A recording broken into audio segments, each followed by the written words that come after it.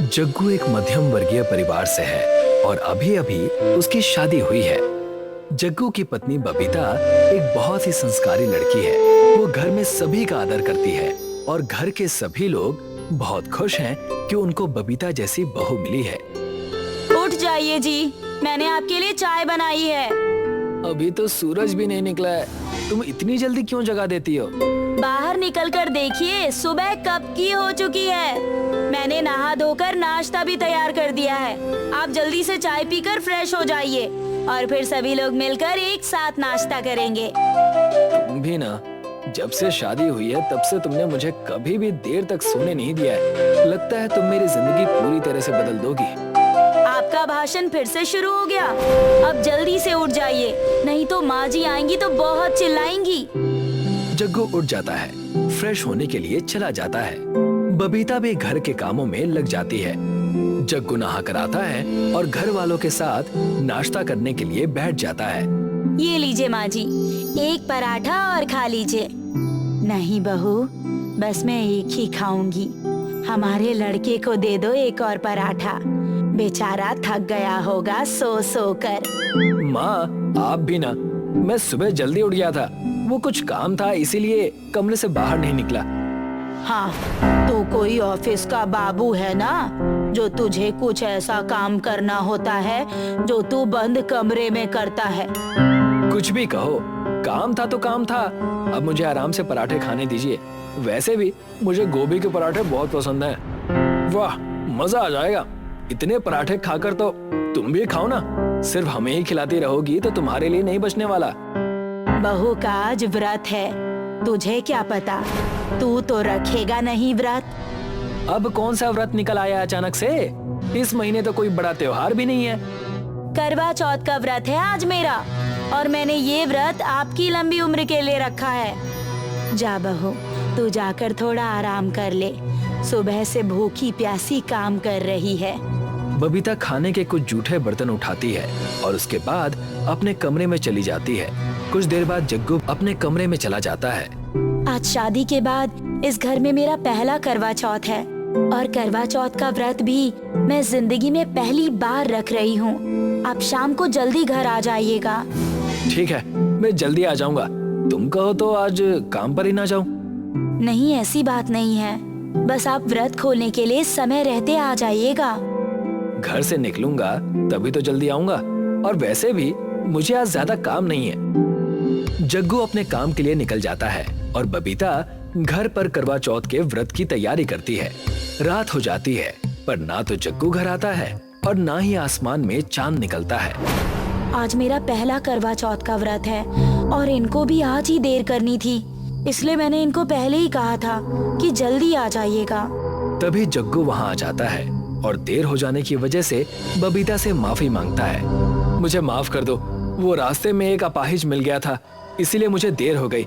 पर अभी तक तो चांद भी कहीं नजर नहीं आ रहा है। वही ना, कितनी देर हो गई है। मैंने पूजा की सभी तैयारियां कर ली है, पर चांद का कोई अता पता ही नहीं दिख रहा है। बबीता और जग्गू बहुत देर तक चांद के आने का इंतजार करते हैं, पर तब भी चांद नहीं आता। अब भूख और प्यास से बबीता की हालत खराब होने लगती है और उसको चक्कर आने लगते हैं। मेरा सिर घूम रहा है और प्यास भी बहुत जोरों की लगी है। लगता है आज चांद भी मेरी परीक्षा ले रहा है। मैं जाकर कुछ पूजा अर्चना करता हूँ, क्या पता चांद जल्दी आ जाए। जग्गू छत पर जाता है और चांद के आने के लिए पूजा करता है। वो सच्चे दिल से बहुत देर तक प्रार्थना करता है। हे चांद भगवान, मेरी पत्नी बबीता ने आज पहली बार करवा चौथ का व्रत रखा है। उसकी तबीयत पहले से ही ठीक नहीं है और वो दिन भर से भूखी प्यासी है। आप प्लीज जल्दी आ जाइए। तभी वहां बबीता भी आ जाती है। सीढ़ी से छत पर चढ़ने की वजह से बबीता को चक्कर आते हैं। जग्गू उसको संभालता है और एक जगह पर बिठा देता है। देखो, तुम्हारी तबीयत ठीक नहीं है, अब तुम ये व्रत का चक्कर छोड़ो और पानी पीकर कुछ खा लो। नहीं, ये कोई मजाक थोड़ी ना हो रहा है कि चांद ने आने में देर कर दी और मैं अपना व्रत तोड़ दूं। मैं कोई छोटी बच्ची नहीं हूँ। बात छोटी बच्ची की नहीं है, पर रात बहुत हो चुकी है। देखो, जग्गू बबीता से बात कर ही रहा था कि बबीता को कमजोरी के कारण फिर से चक्कर आ जाते हैं। और वो अब पूरी तरह से बेहोश हो जाती है। ये देखकर जग्गू घबरा जाता है। उठो बबीता, जगो, क्या हो गया है तुम्हें? आंखें खोलो, देखो। जग्गू बहुत कोशिश करता है पर फिर भी बबीता आंखें नहीं खोलती। तब जग्गू को चांद पर बहुत गुस्सा आता है। ये सब चांद की वजह से हुआ है। आज व्रत के दिन ही मेरी पत्नी की ये हालत हुई है। अब मैं चांद को आसमान में नहीं रहने दूंगा। जग्गू के पास एक जादुई रस्सी है जो कि उसे उस अपाहिज ने दी थी, जो उसे रास्ते में मिला था, और जग्गू ने उसकी मदद की थी। जग्गू उस जादुई रस्सी को आसमान में फेंकता है और वो जाकर चांद से बंध जाती है। अब पता चलेगा चांद को कि लोगों को सताने का नतीजा क्या होता है। जग्गू जोर से चांद को नीचे खींचता है। छोड़ो मुझे, छोड़ो मुझे, नीचे मत खींचो, अरे मुझे दर्द हो रहा है। पर अब जग्गू उसकी कोई भी बात नहीं सुनता। कौन हो तुम और तुमने मुझे नीचे क्यों खींचा? मेरा नाम जग्गू है और मैंने तुम्हें नीचे इसलिए खींचा क्योंकि तुम समय रहते आसमान में नहीं निकल रहे थे। पहले तो तुम मुझ पर बंधी हुई ये रस्सी निकालो, मुझे बहुत दर्द हो रहा है। नहीं, मैं ये रस्सी नहीं खोलूंगा और अब से तुम मेरी कैद में रहोगे क्योंकि तुम आसमान में रहने के लायक ही नहीं हो। अरे तुम मुझे ऐसे कैद में नहीं रख सकते। मैं पूरी दुनिया को रात में रोशनी देता हूँ। ये सब मैं नहीं जानता। तुम्हारी वजह से मेरी पत्नी बेहोश हो गई है। शाम से वो बेचारी तुम्हारा इंतजार कर रही थी कि तुम अब निकलोगे तब निकलोगे, पर तुम नहीं आए और वो भूख प्यास से बेहोश हो गई है। जग्गू गुस्से में चांद की रस्सी को खींचकर उसको एक कमरे में बंद कर देता है और बाहर से दरवाजा लगा देता है। अब रहो इसी कमरे में बंद। वैसे भी तुमने हमें बहुत परेशान किया है। अब तुम हमारी मर्जी के हिसाब से चलोगे। जग्गू के चांद को कमरे में बंद करते ही पूरे आसमान में अंधेरा छा जाता है। अगली सुबह होने पर जग्गू चांद को उसी रस्सी की मदद से पकड़कर नीलामी करने के लिए ले जाता है। बेटा, ये तुम चांद को कहाँ ले जा रहे हो? माँ, मैं इस चांद को बेचने के लिए ले जा रहा हूँ। पर तू ऐसा क्यों कर रहा है? तुझे पता है चांद की जगह आसमान में है और तू चांद को जमीन पर कैसे लेकर आया? माँ, अभी मेरे पास इतना समय नहीं है जो मैं आपके सभी सवालों का जवाब दे सकूं। पर ये जरूर जान लो कि इस चांद की वजह से बबीता कल दिन भर भूखी रही है और रात को उसे चक्कर आए हैं। अब जग्गू गुस्से में चांद को यहाँ से ले जाता है। उसकी माँ उसे बहुत आवाज लगाती है पर वो किसी की बात नहीं सुनता और एक बाजार में चांद को लेकर चला जाता है। सुनो भाइयों, मेरा नाम जग्गू है और मैं चांद को बेच रहा हूँ। जो भी चांद की सबसे ऊंची बोली लगाएगा मैं उसी को चांद बेच दूंगा। 1000 रुपए चांद की कीमत है। मैं इस चांद के लिए 1500 रुपए दे सकता हूँ। अगर तुम चांद को बेच दोगे तो हमें रात को रोशनी कौन देगा? हमें रात को रोशनी की कोई जरूरत नहीं है और वैसे भी इस चांद को आसमान में रहने का कोई हक नहीं है। इसकी वजह से दूसरों को बहुत तकलीफ हो रही है। मैं इस चांद के लिए 5000 रुपए दे सकता हूँ। जग्गू उस आदमी को 5000 रुपए में चांद को बेच देता है और रात को वापस अपने घर आ जाता है। घर आकर देखता है कि उसकी माँ और बबीता दोनों जमीन पर बैठे हैं। क्या हुआ माँ, आप दोनों जमीन पर इस तरह से क्यों बैठे हैं? हम लोग छत पर कपड़े लेने के लिए गए थे। आसमान में चांद न होने की वजह से अंधेरा था और हम दोनों का पैर फिसल गया। अभी भी मेरी बात सुन ले बेटा, चांद को वापस छोड़ दे, नहीं तो लोगों को बहुत दिक्कत होने वाली है। अपनी माँ और बबीता के कहने पर जग्गू वापस उसी बाजार में जाता है। ये लीजिए आपके पैसे और चांद मुझे वापस दे दीजिए। जग्गू चांद पर बंधी रस्सी को खोलता है। मुझे माफ कर दीजिए, मैंने गुस्से में आकर आपके साथ दुर्व्यवहार किया, पर अब मुझे अपनी गलती का एहसास हो गया है। मुझे पता था इंसान ज्यादा दिन तक प्रकृति की चीजों के साथ छेड़छाड़ नहीं कर सकते, पर तुम्हें खुद ही अपनी गलती समझ आ गई। चलो ये अच्छी बात है। चांद यहाँ से आसमान में चला जाता है और जग्गू चांद की रोशनी में अपने घर चला जाता है। गुड़गुड़ी नाम का गांव था। गांव में मगन नाम का चोर रहता था। मगन बड़ा बेवकूफ था। काफी हथियार लेकर रात को चोरी करने निकलता, लेकिन सुबह खाली हाथ वापस लौट आता। क्योंकि मगन बेवकूफ था, घर मालिक उसे बेवकूफ बनाकर घर भेज देते थे। पूर्णिमा की रात थी। रात के 12 बजे थे। मगन हाथ में हथियार लेकर चोरी करने निकला। एक बड़े घर के सामने आया और घर के पिछवाड़े आकर पिछली दीवार तोड़ने लगा। आवाज होने की वजह से बेडरूम में सोया सेठ जाग गया और समझ गया कि मगन आया है। लगता है मगन बेवकूफ चोरी करने आया है। इससे पहले कि घर की दीवार तोड़ दे, मुझे उसे रोकना होगा। सेठ घर के पिछवाड़े आया और उसने देखा मगन दीवार तोड़ रहा था। क्या रे मगन, क्या कर रहा है?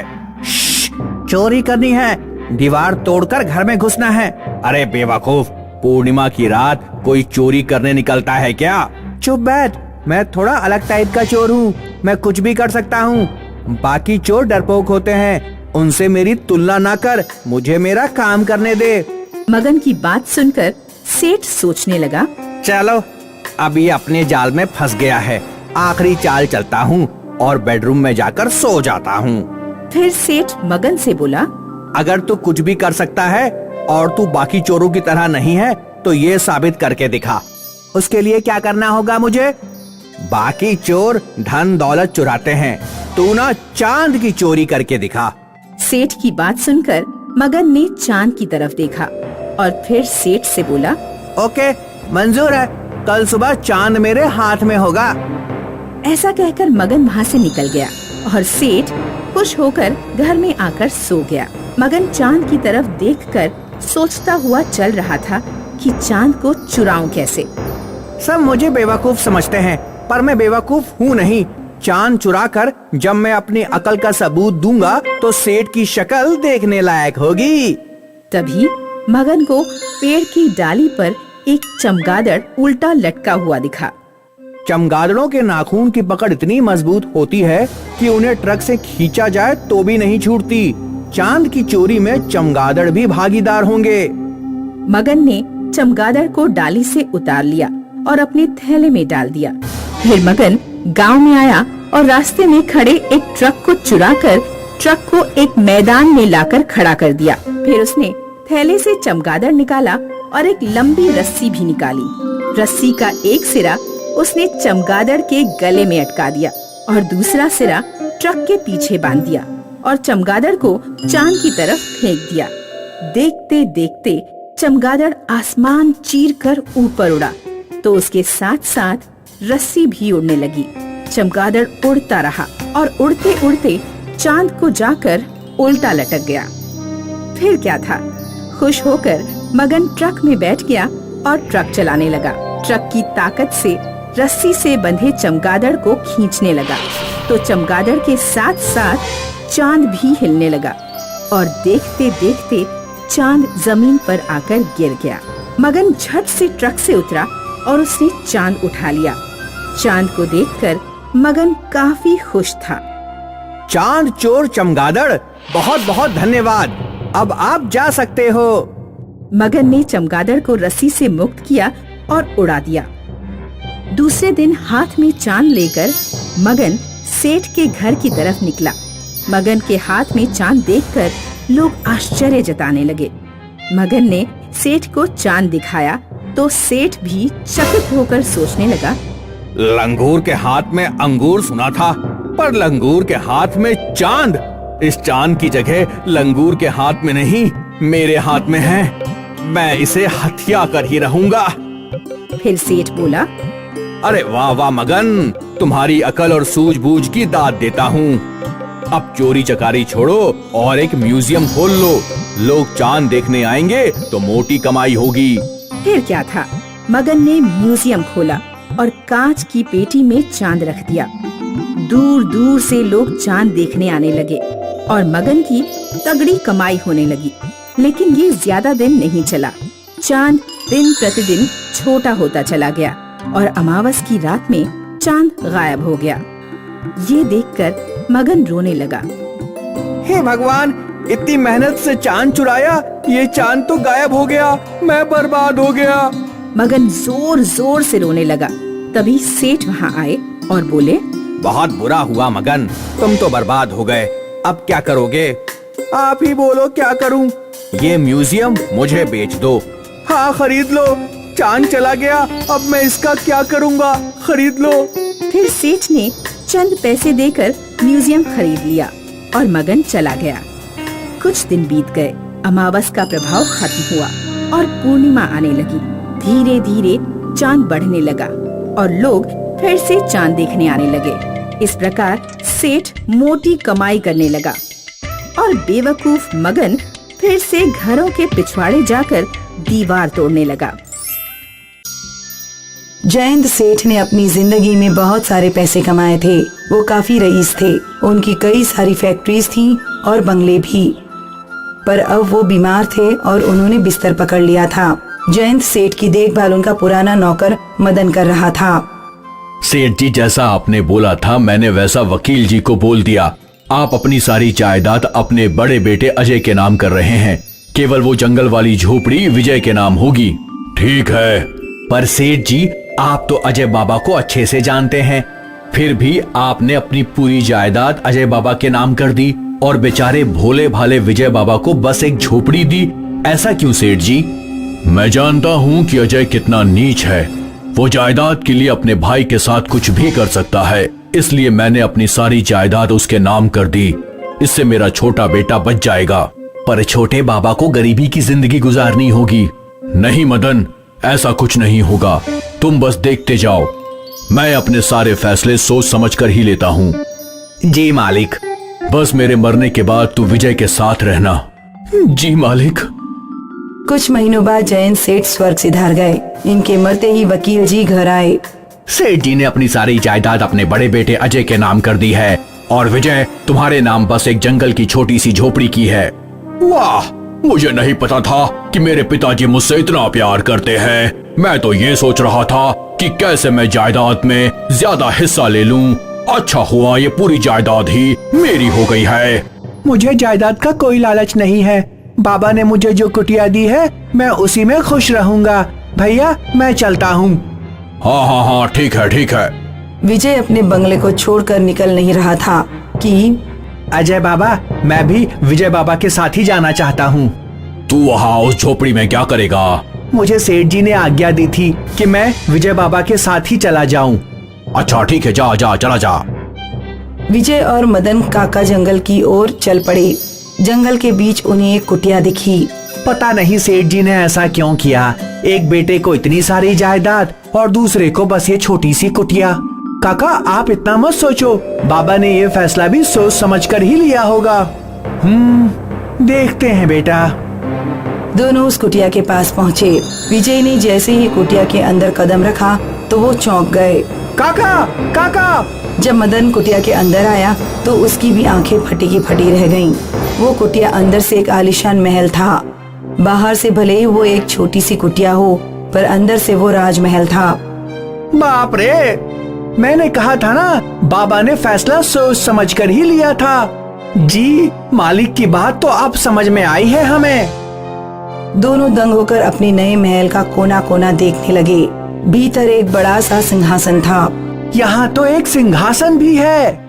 हाँ विजय बाबा, बैठ के दिखाओ जरा कैसे लगते हो। विजय सिंहासन पर बैठ गया। ये तो बिल्कुल राजाओं का सिंहासन है। विजय जैसे ही सिंहासन पे बैठा, उसके सामने एक जिन आ गया। क्या हुक्म है मेरे आका? जी जी जी जी जी जी जिन। जी, मैं एक जिन ही हूँ। तुम यहाँ कैसे? मैं इस सिंहासन में रहता हूँ। मैं समझा नहीं। आज से लगभग 45 साल पहले तुम्हारे बाबा जयंत सेठ की एक कबाड़ी की दुकान थी। उस समय वो इसी झोपड़ी में रहा करते थे। तब एक दिन एक दूर का व्यापारी ये सिंहासन सेठ जी को बेचकर चला गया था। जयंत सेठ ने इस सिंहासन की मरम्मत करवाई और इसे झोपड़ी में ले आए। जयंत सेठ जैसे ही इस सिंहासन पर बैठे, मैं उनका गुलाम बन गया और तब से मैं अपने मालिक की हर इच्छा पूरी करता आया हूँ। कुछ महीनों पहले मालिक यहाँ आए थे और उन्होंने अपनी आखिरी इच्छा मांगी। मेरे मरने के बाद मेरा बेटा विजय इस सिंहासन पर बैठेगा। जैसे तुमने जिंदगी भर मेरा साथ दिया, मेरे बेटे का भी जरूर साथ देना। उसे खुश रखना हमेशा। इसलिए अब मैं तुम्हारा गुलाम हूँ। मुझे अपनी इच्छा बताओ मालिक। फिलहाल तो मुझे बहुत भूख लग रही है। कुछ खाने को मिल जाता तो अच्छा होता। जो हुकुम मेरे मालिक। जिन ने विजय के सामने ढेर सारे पकवान हाजिर कर दिए, जो देखकर विजय और मदन दोनों स्तब्ध रह गए। अरे इतने सारे पकवान मैंने जिंदगी में कभी नहीं देखे। मदन और विजय दोनों पकवान खाने लगे। तभी अजय झोपड़ी के अंदर आया। वो झोपड़ी के अंदर का महल देखकर दंग था। तो बाबा ने मेरे साथ धोखा किया। तुझे ये जिन दे दिया जो तेरी हर इच्छा पूरी करेगा और मुझे बस थोड़ी सी जायदाद दी। मुझे ये जिन चाहिए। तुम हंस क्यों रहे हो? ऐसा नहीं हो सकता। इसलिए क्यों नहीं? क्योंकि मेरे पहले मालिक ने इन्हें मेरा अगला मालिक बनाया है और जब तक ये मुझे किसी और को नहीं देते मैं इनका ही गुलाम रहूंगा। अच्छा ये बात है तो मैं तुझे छीन कर ही रहूंगा, चाहे इसके लिए मुझे कुछ भी करना पड़े। तुम ऐसा नहीं कर सकते। मेरे रहते हुए मेरे मालिक को कोई छू भी नहीं सकता। मेरी कमर शायद इतना तुम्हारे लिए काफी है। अगर अगली बार मेरे मालिक के पास भी आए तो मैं तुम्हारी जान ले लूंगा। समझ गए? मैं समझ गया मैं। सेठ जी ने बिल्कुल सही निर्णय लिया था। वो ये पहले से जानते थे। हाँ। उस दिन के बाद विजय और मदन अपनी जादुई झोपड़ी में खुश थे। न उन्हें किसी बात की चिंता थी और न ही किसी का डर।